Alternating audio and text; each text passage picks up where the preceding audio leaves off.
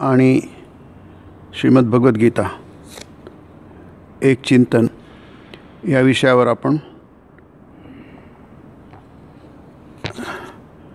काही विचार मांडत आहोत. त्या प्रवचनमालेचा आजचा 11वा भाग.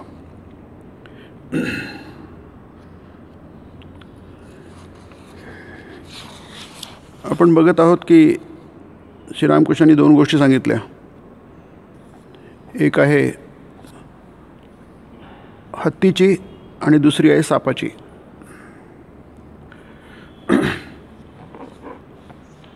हा जो नेहमी आपल्यासमोर प्रश्न पडतो की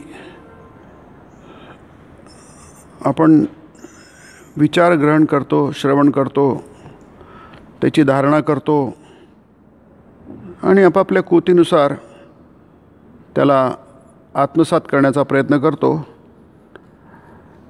आणि जमेल तितका आचरणात आणण्याचा प्रयत्न करतो. ही संपूर्ण जी प्रक्रिया आहे, ही प्रक्रिया प्रत्येकाच्या पूर्वसंस्कारानुसार ठरत असते. कारण प्रत्येक व्यक्ती हा स्वतंत्र असतो, वेगळा असतो. त्याचा विचार करणं, त्याचं वागणं, हे सगळं त्याच्या पूर्वसंस्कारानुसार त्याला प्रकृती म्हणतात. गीतेमध्ये त्याला स्वभाव म्हटलेला आहे. तर हे पूर्वजन्मींच्या अनेक जन्मींच्या संस्कारानुसार ठरत असते आणि अर्थातच या जन्मीचे संस्कार पण महत्त्वाचे असतात. त्यामुळे आपण सतत संस्कार ग्रहण करत असतो. ही निरंतर चालणारी प्रक्रिया आहे, अजाणता जाणता.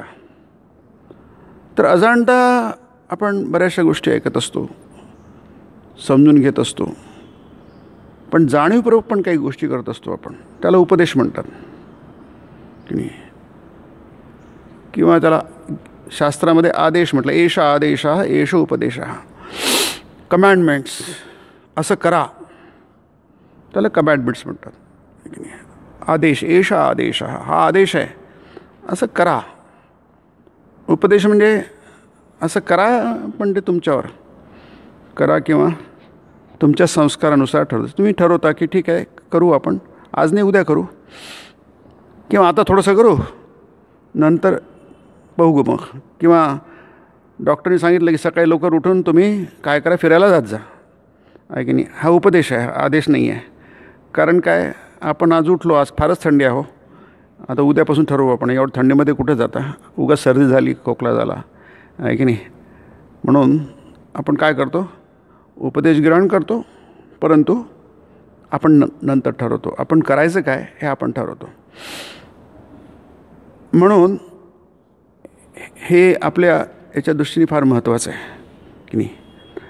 कारण काय होतं की लौकिक जीवनामध्ये आपण जेव्हा काही ऑर्डर्स घेतो, कमॅन्ड्स घेतो, आदेश घेतो, आणि काही उपदेश असतो. आई सांगते असं कर रे बाळा, की नाही, जरा शांतपणे जेव्हा घाई करू नको, की नाही.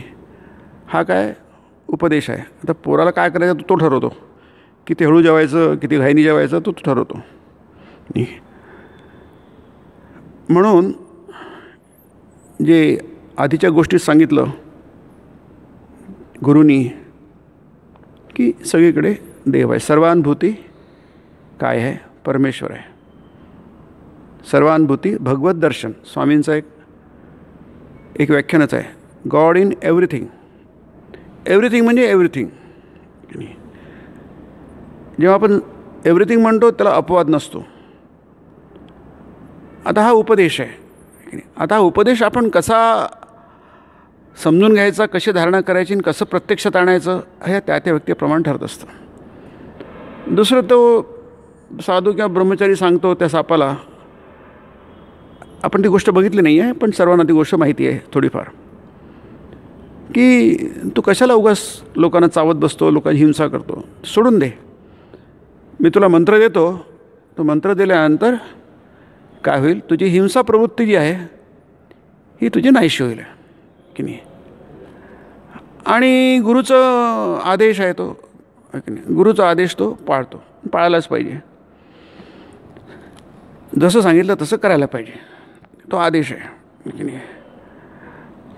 आता हा जसं तसं पाळतो,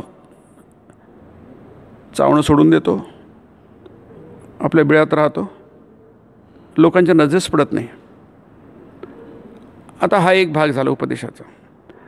आता जेव्हा आपण उपदेश ऐकतो, उपदेश कशाला म्हणतात? आध्यात्मिक जीवनाला ज्या गोष्टी मार्गदर्शक असतात, आपले संस्कार बदलवतात की नाही, आपल्या आचरणामध्ये बदल घडून येतो, त्याला उपदेश म्हणतात की नाही. जसं एखाद्या प्रधानमंत्र्यांनी काहीतरी सांगितलं, त्याला उपदेश म्हणत नाही की नाही, ते सांगणं आहे. उपदेश हा नेहमी आध्यात्मिक जीवनाला ज्या गोष्टी अत्यंत आवश्यक असतात, ते जे मार्गदर्शन असतं त्याला उपदेश म्हणतात. गुरु शिष्याला उपदेश देतात की नाही, काही वेळी आदेश देतात. उपनिषदामध्ये जे आहे तो उपदेश आहे, शास्त्रामध्ये जो उपदेश आहे, जसं याच्यामध्ये ह्या उपदेश आहे, वचनामृतामध्ये, गीतेमध्ये उपदेश आहे.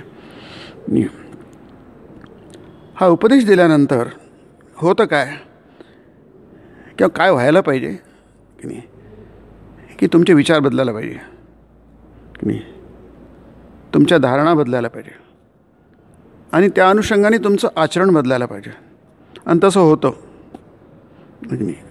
कधी कधी प्रत्यक्षपणे होतं, कधी अतिप्रत्यक्षपणे, कधी लवकर होतं, कधी उशिरा होतं, हा फरक आहे, पण ते होतं, तो बदल घडतो की नाही. आणि हीच अपेक्षा असते, यात काहीच चूक नाही, अगदीच बरोबर आहे की नाही. कारण बघा ना, अर्जुनाने ऐकलं सगळं आणि त्यांनी प्रश्न विचारले, शंका सोडवून घेतल्या, त्याची धारणा केली त्यांनी, आणि शेवटी म्हणतो करिष्ये वचनम तव, तू जसं म्हणशील तसं मी करेन की नाही. म्हणजे काय, आता त्याचं मन बदललं, त्याचं आतलं चरित्र बदललं, त्याला हिंदीमध्ये चरित्र म्हणतात, आपण मराठीमध्ये चारित्र्य म्हणतो की नाही. त्याचं मन बदललं, त्याचे संस्कार बदलले, नवीन संस्कार, 2 अडीच झालं असेल गीतेमध्ये, तर रणांगणाच्या मध्ये ते झालं असेल, जे काय असेल ते. पण अर्जुन बदलला की नाही. अर्जुन पूर्वीचा नाही राहिला. अर्जुन म्हणतो मी करणार नाही, आता म्हणतो मी करेन. मी लढणार नाही, आता म्हणतो मी लढेल. तू लढेल असं म्हणणं आहे, तू जसं म्हणेल तसं करेल मी, आहे की नाही. कृष्णाने त्याला मुभा दिली होती, आहे की नाही. मी तुला सांगितलं बाबा, आहे की नाही, आता तुला जे करायचं तू तर कर. ती मुभा आपल्याला दिसते, यात बरीच मुभा असते. उपनिषदामध्ये तुमच्यावर बरं सोपलं नाही, तसं म्हणालं तुम्ही सांगितलं म्हणून आम्ही केलं. आपल्या आतून व्हायला पाहिजे ते, म्हणून उपनिषदांमध्ये किंवा आपल्या शास्त्रांमध्ये, वेदांतामध्ये मुभा दिली जाते की नाही. पण माणूस करतोच ते. अर्जुनाने ते युद्ध केलंच नंतर, आहे की नाही. आता हे इथपर्यंत ठीक आहे, परंतु काय होतं की माणूस बदलतो, त्याचं आचरण बदलतं, उशीर लागू शकतो, काही लोकांचं लवकर होऊ शकतं, परंतु जीवनाला दुसरी बाजू आहे की नाही. आपल्या जीवनाला, इथे जीवनाला म्हणजे विशेष करून जे आपण संसारात राहतो, जगात राहतो, आहे की नाही. हे दोघेही जे आहेत ना, जर आपण पहिल्या गोष्टीला साधू बघितला, त्याला सांगितलं आहे सगळीकडे नारायण बघ. ठाकूर म्हणायचे स्वामीजींविषयी, हा सगळीकडे ब्रह्म बघतो, नारायण बघतो. रस्त्याने जाताना सुद्धा ब्रह्म बघतो, आहे की नाही, असं श्रीरामकृष्ण म्हणायचे. नरेंद्राच्या बाबतीमध्ये सतत ब्रह्म बघत असतो की नाही. तसंच त्याला नारायण. मग हे कुठं झालं? हे जंगलात झालं, आहे की नाही. तो काही समाजात राहत नव्हता, सोसायटीमध्ये राहत नव्हता. आश्रम कुठेतरी निर्जन ठिकाणी होता, दुर्गम ठिकाणी होता, जिथे लोकांची वस्ती नाही. लोक असले की समाजाचा प्रभाव आपल्या जीवनावर पडतो, आपली इच्छा असो की नसो, त्या सगळ्यांचं वातावरणाचं. म्हणून पूर्वीच्या काळी गुरुकुल असायचे. इंग्रजांनी ती सगळी पद्धत बंद करून टाकली जुन्या शिक्षणाची. That was the most ideal education policy किंवा ती सिस्टीम होती, असं इंग्रजसुद्धा मानतात. पण त्यांना ते मोडून काढायचं होतं, गुरुकुल पद्धती मोडून काढायची होती. त्यांनी आपली शिक्षण पद्धती थोपवली, जेणेकरून भारतीय लोक मनाने, शरीराने सगळ्याच बाबतीत गुलाम होतील, गुलाम मनोवृत्तीचे होतील. आणि ते सक्सेसफुल झाले, आपण बघतो आहे. त्यांना चांगलं, त्यांनी एवढी कल्पना केली असेल त्याच्यावर जास्ती यश त्यांना मिळालं इंग्रजांना, आणि त्याचा परिणाम आपण बघतो आहे आज. पण जेव्हा शिष्य किंवा विद्यार्थी हा जनसंपर्कापासून दूर राहतो तेव्हा त्या जनसंपर्काचे जे निगेटिव्ह जे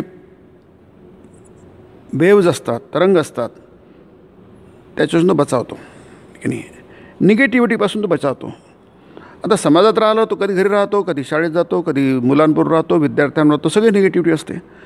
त्याचा परिणाम त्याच्या मनावर पडतो की नाही. मग तुम्हाला जसं पाहिजे तसं घडवला जाऊ शकत नाही तो की नाही. म्हणून सैनिकी बरॅकमध्ये राहतात, तिथे त्यांना ट्रेनिंग दिलं जातं नाही. अगदी पहाटेपासून तर थेट उशिरा रात्रीपर्यंत त्यांचं सतत ट्रेनिंग चालतं, पण ते बरॅक्समध्ये राहतात. ट्रेनिंग बरॅक्समध्ये होतं. त्यामुळे काय होतं की तो एकाच भावात राहतो, एकच तरंग असतो, विचार तरंग म्हणा, त्याच्यातच राहतो आणि त्याप्रमाणे तो ट्रेंड होतो. ते शिक्षण पूर्वी होतं. आता इथे काय होतं आहे, आपण इथे बघतो आहे का तिथे राहतो आहे काय, तोपर्यंत काही प्रॉब्लेम नाही आहे. हा सापसुद्धा कुठेतरी जंगलात राहतो आहे. तुम्ही तिथे गेले तर तो साप तुमच्या अंगावर येईल, हल्ला करेल, अशी ती गोष्ट आहे. नाही गेले तुम्हाला काही प्रॉब्लेम नाही आहे की नाही. आता हा जो दुसऱ्या गोष्टीतला जो साधू ब्रह्मचारी आहे तो सांगतो, अरे तो कशाला हिंसा कशाला करतो, ते काय वाईट आहे. दुसऱ्याला इजा करणं, दुसऱ्याचा जीव घेणं हे वाईट गोष्ट आहे की नाही. कारण प्रत्येक जीवामध्ये किती छोटा असो, दोन गोष्टी असतात, त्याच्यात ती चैतन्य असतं. दुसरी गोष्ट म्हणजे त्याला योगशास्त्रात अभिनिवेश म्हटलं आहे. प्रत्येकाला आपला जीव प्रिय असतो.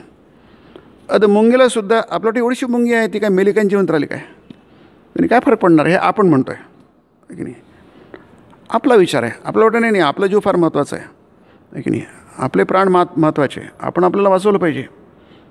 काही करून कोणती किंमत देऊन आपण आपल्याला वाचवलं पाहिजे. मुंगी काय इतकी बारकीशी गोष्ट आहे, तो किडा काय बारकीशी गोष्ट आहे की नाही. झापड मारली तर मरते ती, त्यात काय असं विचार करायची गोष्ट आहे की नाही. शास्त्र तसं म्हणत नाही. ते म्हणत कितीही छोटासा जीव असो, जंतू असो, त्याच्यामध्ये ती प्राणशक्ती आहे आणि जिवंत राहण्याची खूप इच्छा आहे की नाही. त्याचा सन्मान करायला पाहिजे की नाही, त्याला किंमत द्यायला पाहिजे. म्हणून अहिंसा परमो धर्म हा अतिश्रेष्ठ कर्तव्य आहे. धर्म म्हणजे कर्तव्य, अतिश्रेष्ठ कर्तव्य आहे प्रत्येक माणसाच्या दृष्टीने, मनुष्याच्या दृष्टीने, की कोणालाही त्रास देऊ नये आणि कोणाचा जीव घेऊ नये, कारण त्याला तो प्रिय आहे.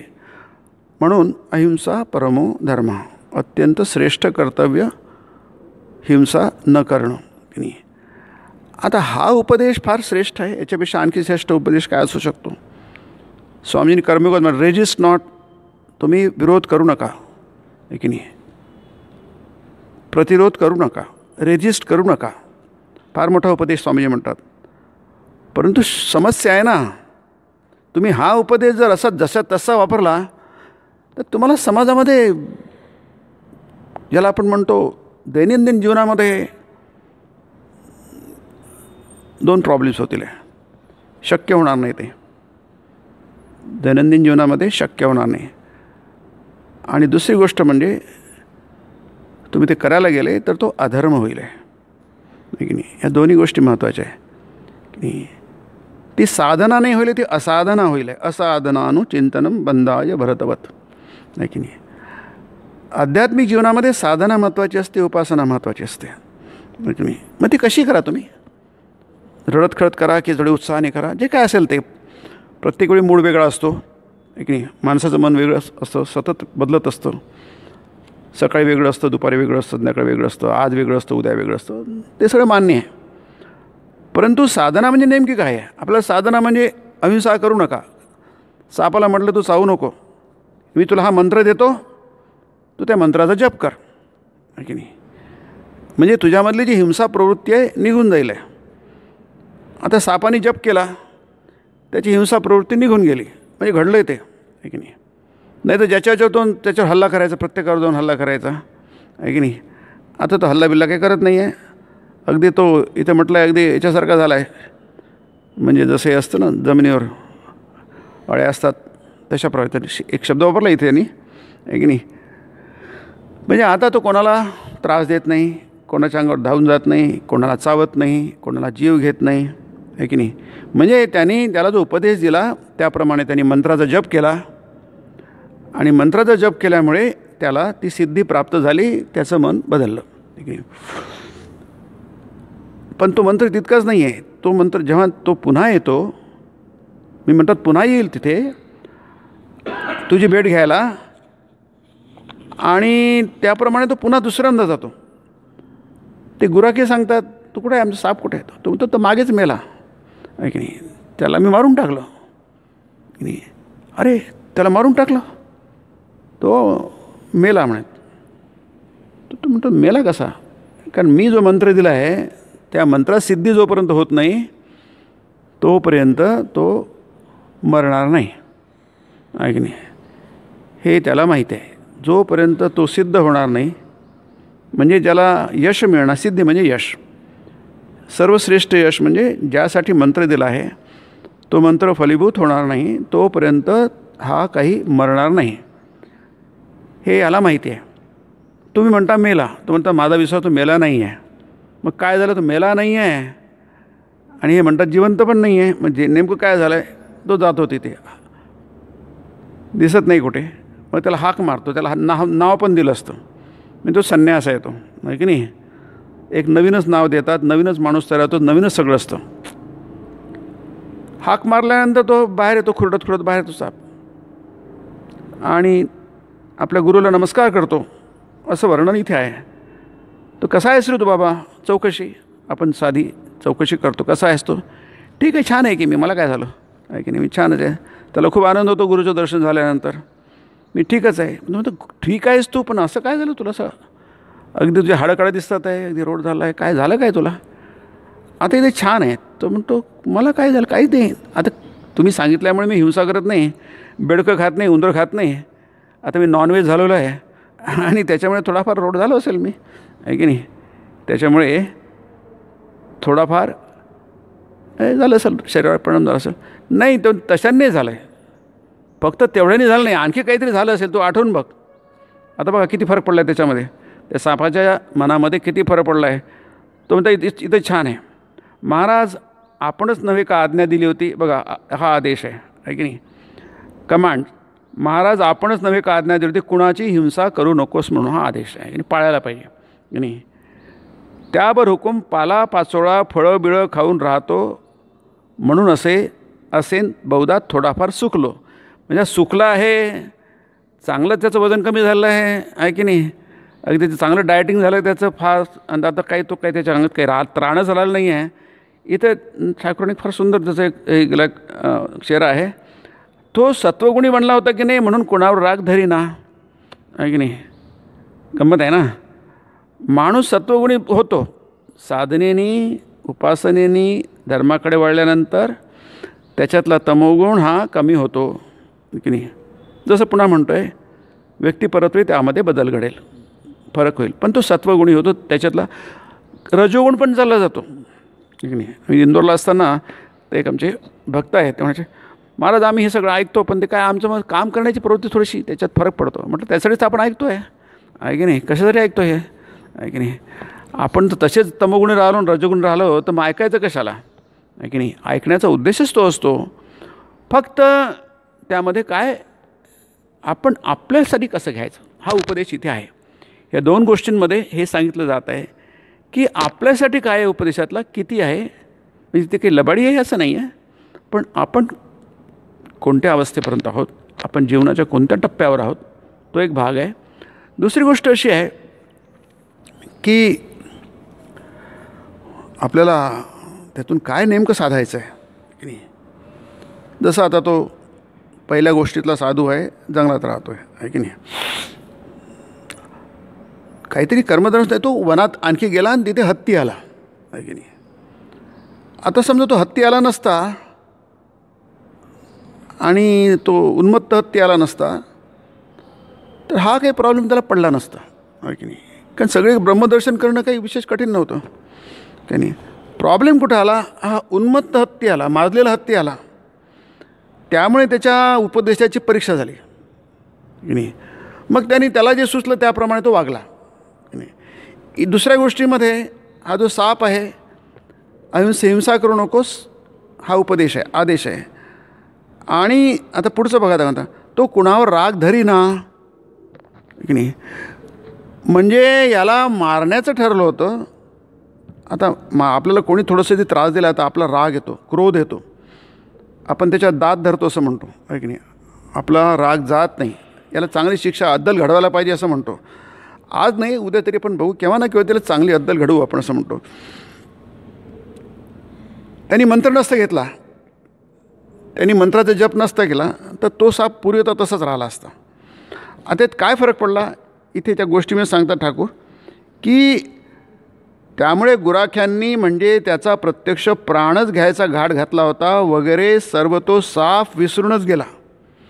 इतका फरक पडू शकतो, आहे की नाही.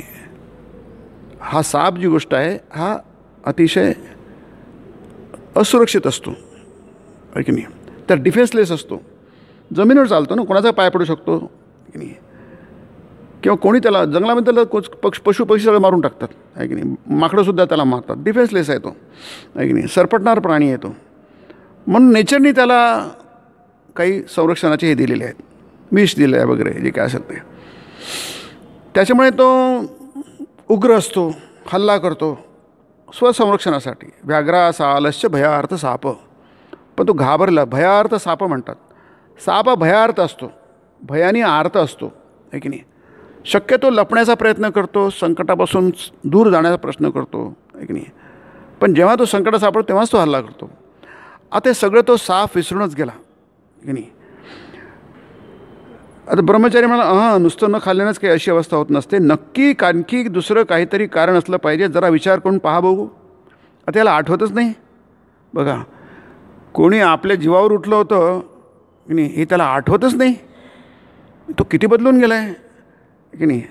आता तुम्ही बघा, एक 10-20 वर्षांपूर्वी तुम्ही ह्या इकडे वळले नव्हते की नाही, या मार्गाला वळले नव्हते की नाही, तेव्हा आपली प्रतिक्रिया कशी होत असे, आहे की नाही, इतरांच्या वागण्याच्या बाबतीत. आता कसे होते, आहे की नाही. हळूहळू नकळत आपण आतल्या चिंतन करतो, आपलं मन सतत विचार करतं, आहे की नाही. कारण एका गोष्टी इथं होत नाही, माणूस एकदम बदलत नाही आहे, पण बदलण्याची जी प्रक्रिया आहे ती सतत निरंतरपणे चालू असते. आता याच्यामध्ये बघा, हा म्हणतो की याला काही कोणावर रागच येत नाही आहे की नाही. किती मोठी गोष्ट आहे की नाही. आपल्याला एरवी अगदी क्षुल्लक कारणासाठी राग येतो, क्षुल्लक कारणासाठी आपण चिडतो, क्षुल्लक कारणासाठी असतो, शांत राहू शकत नाही, अविचलित राहू शकत नाही. पण हा साप स्वभावानेच काय आहे, उग्र स्वभावाचा, क्रोधी स्वरूपाचा आहे. साप हा क्रोधी स्वरूपाचा असतो, त्याला राग फार येतो. हत्ती जो आहे, हत्तीला काही उपदेश दिला गेला नाही आहे की नाही. तो माहूत आहे. माहूत सांगतो आहे की हत्ती असा आहे, एरवी हत्ती उन्मत्तच असतो, आता तो माजलेला आहे, तुम्ही दूर पळा. हत्ती काही करत नाही आहे, तो माहूत सांगतो आहे. इथे काय आहे, इथे साप सांगतो आहे, म्हणतो काहीच तर झालं नाही मला, त्याला काही आठवतच नाही. हां, मग कुठं काही आठवण करून बघू. तो सापाला एकदम आठवलं की गुराख्यांनी आपल्याला धरून धोपटलं होतं खरं एकदा. म्हणजे बघा याची भाषा बघा, एकदा त्याला आठवत नाही, आता आठवण्याचा प्रयत्न करतो. हां, एकदा असं घडलं आहे की मला धोपटलं होतं, जसं धोबी धोपटतो ना कपडे, तसं मला धोपटलं होतं, म्हणजे जवळपास मेलोच होतो, आहे की नाही. आणि आठवलं खरं महाराज, एक गुराख्यांनी एक दिवस बेदम मारलं होतं मला. आता पुढचं बघा, अजाण बिचारे, आहे की नाही. बघा किती सात्विक झाला, आहे की नाही.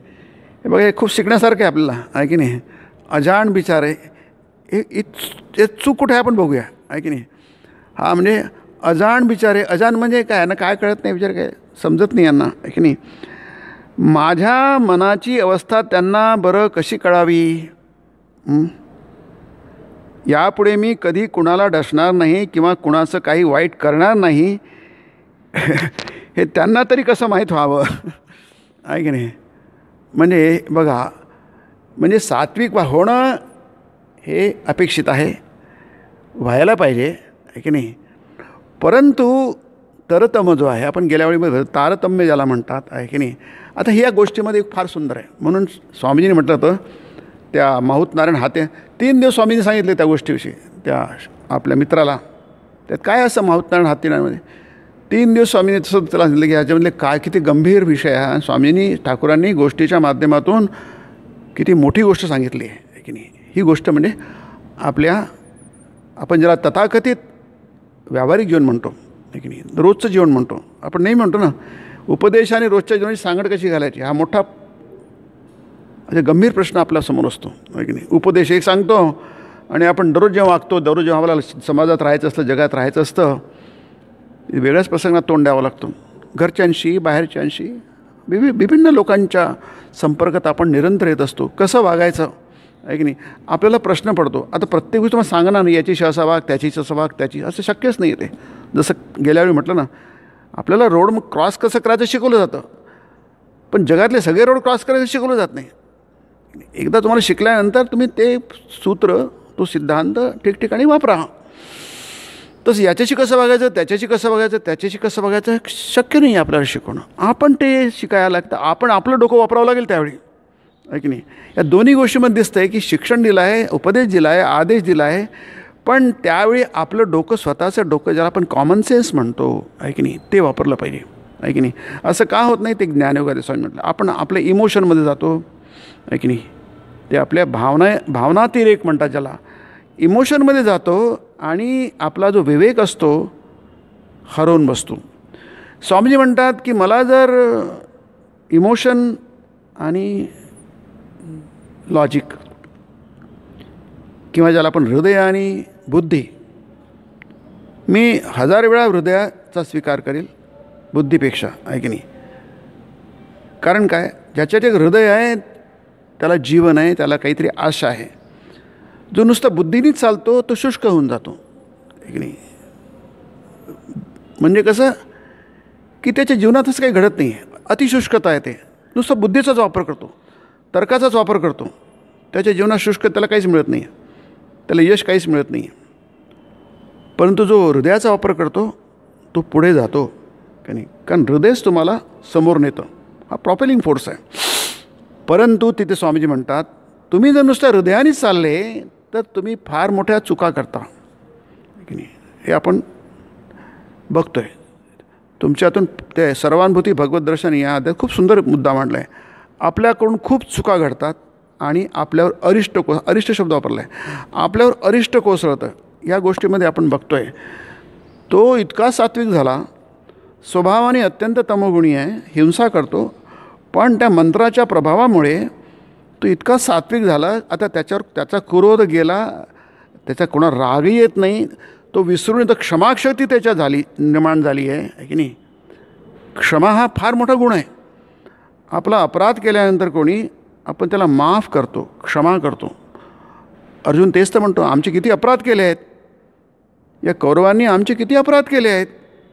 पण अर्जुनाच्या मनामध्ये तो क्षमाभाव निर्माण झाला. त्याला इथे म्हटलं आहे करुणा म्हटलेलं आहे. अर्जुनाच्या मनामध्ये करुणा उत्पन्न झाली आहे की नाही. परंतु कृष्ण त्याला करुणा समजत नाही आहे की नाही. त्याला म्हणतात हृदयाची दुर्बलता आहे ती आहे की नाही.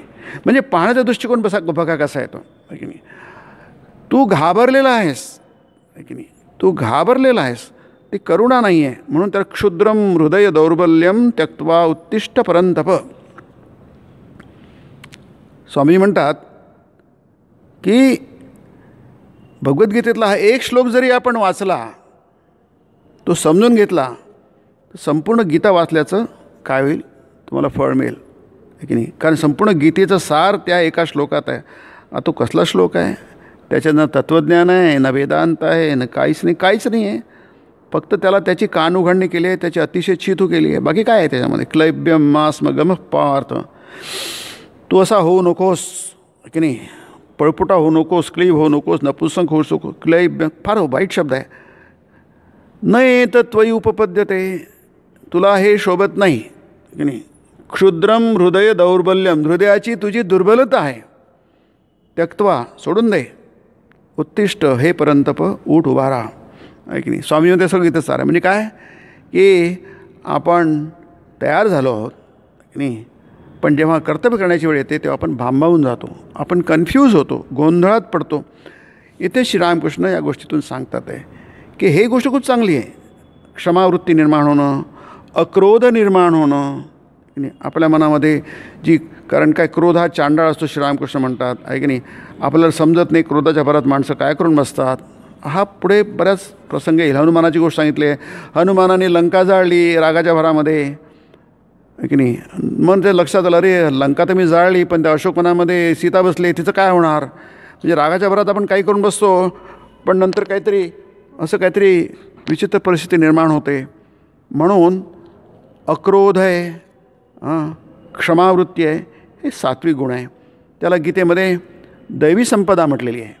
आणि दैवी संपदेमुळे माणूस मुक्त होतो. दैवी संपद विमोक्षाय, आहे की नाही. दैवी संपदाचा विकास कशासाठी असतो? विमोक्षाय. माणूस हा मोहापासून मुक्त होतो, संसारापासून, प्रपंचापासून, आवागमनापासून मुक्त होतो. निबंधाया सुरीमता. आणि आसुरी संपदा जी असते ती माणसाला बांधते, की नाही.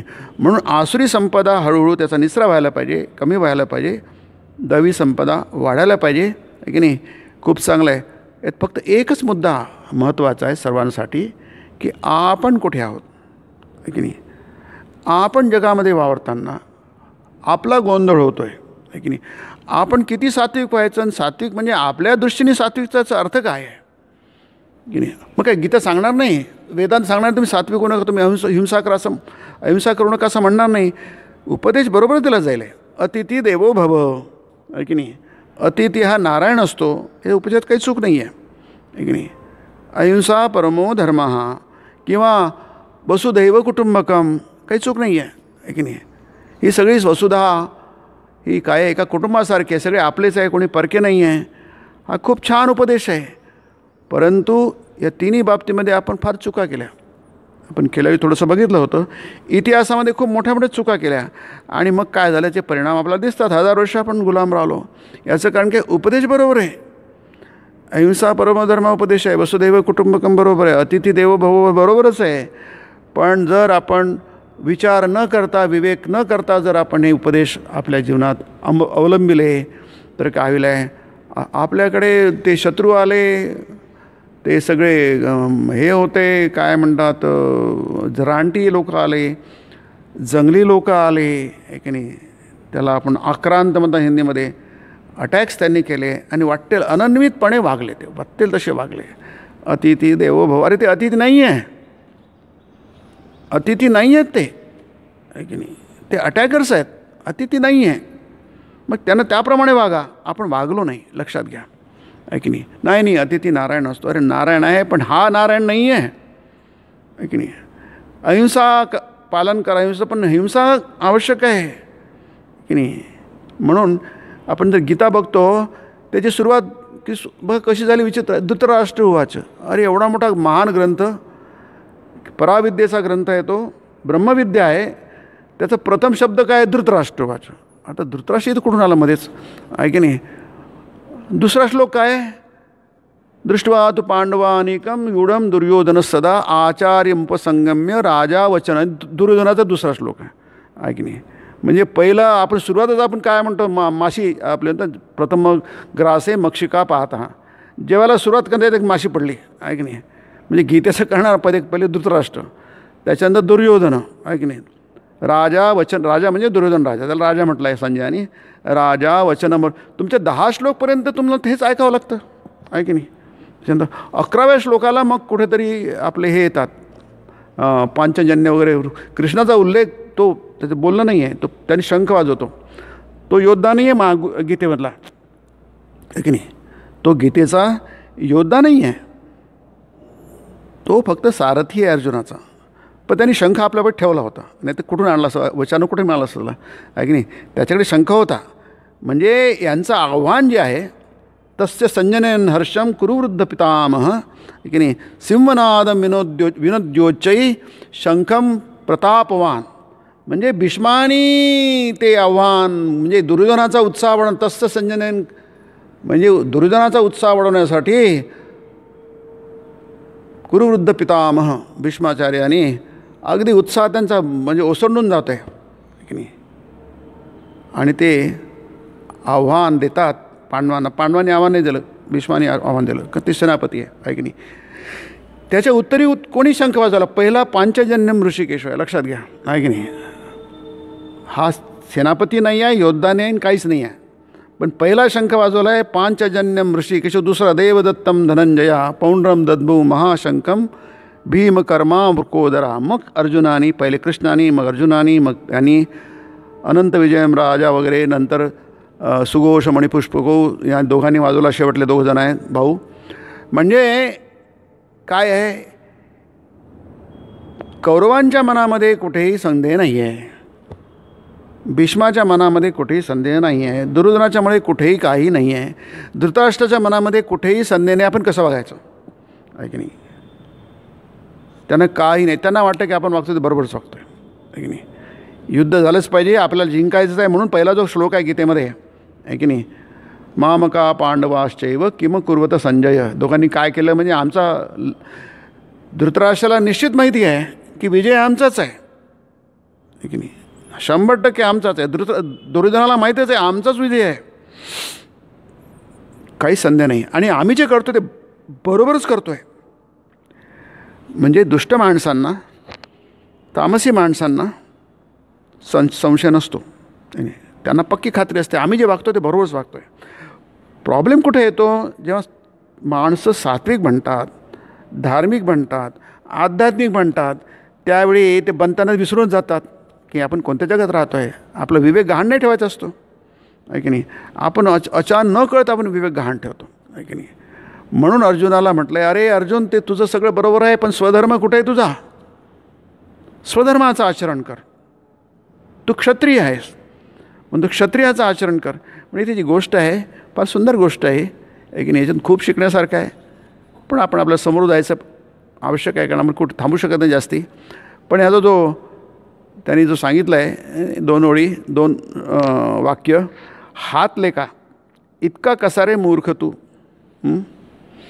तिथे म्हटलं आहे क्लैब्यम क्षुद्रम हृदय दौर्बल्यम त्यक्तोत्तिष्ठ. त्याची अतिशय निंदा केली, नालस्ती केली, अवहेलना केली, त्याला खूपच कडू कठोर असं बोलला कृष्ण. म्हणजे असं त्याला म्हणतात फटकारे मारणं म्हणतात ऐक नाही, चापकाचे फटकारे मारले त्याला. कारण अशा वेळी आवश्यकता असते फटकारे मारण्याची आहे की नाही, की जेणेकरून तो जागा होईल की नाही. त्याला जागं केलं. नंतर गीता आहे, बरीच उपदेश फार नंतर सुरू होतो आहे. आधी त्याला जागं केलं. उठ, तू बसलेला आहेस, उत्तिष्ठपर्यंत हे सगळं सोड आणि उठ, उभा राहा. आपलं रक्षण कसं करावं हे देखील नाही ना समजलं तुला. मी चावायला मना केलं होतं, फुसकारायला नव्हे. अरे फुत्कार करून देखील करून त्यांना भीती दाखविली नाहीस काय म्हणून. याप्रमाणे दुष्ट लोकांवर फुत्कारायला काही हरकत नाही. त्यांना भय दाखविलंच पाहिजे, नाही तर उलट अपाय करतील. चावून त्यांच्या अंगात विष न ओतलं, त्यांचं अनिष्ट न केलं म्हणजे झालं. एकेका वाक्याला आपलं बरंच बोलता येईल आहे की नाही. हे प्रत्येक वाक्य याच्यातलं महत्त्वाचं आहे. आता ही गोष्ट कुठं आणली मला माहीत नाही. कुठे हितोपदेशमध्ये असू शकतं, पंचतंत्रामध्ये असू शकतं, किंवा कुठेतरी असते, कुठेतरी त्यांच्या कानावर पडलं असेल, की नाही रचली असेल, काय सांगता येईल. त्याने काय अपाट बुद्धिमत्ता होती ठाकूरांकडे आहे की नाही. कारण हे फार सुंदर असलेली गोष्ट आहे की नाही, पण अतिशय महत्त्वाची आहे की नाही. म्हणजे आता खरं म्हणजे ठाकूर हे अध्यात्मज्ञान आहे की नाही, तेच मुख्य आहे.